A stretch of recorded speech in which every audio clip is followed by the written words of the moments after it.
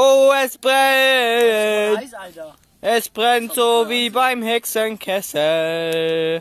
Und das sind diese Alex und Benjamin. Machst du gerade Video? Ja. Nochmal. Ein Geist! Ah, ich renne weg, ich renne weg, ich renne nicht weg.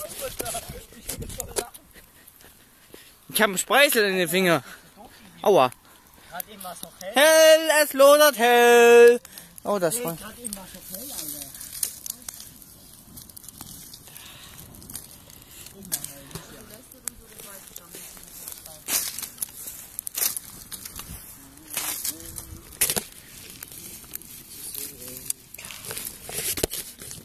Das brennt voll. Aua.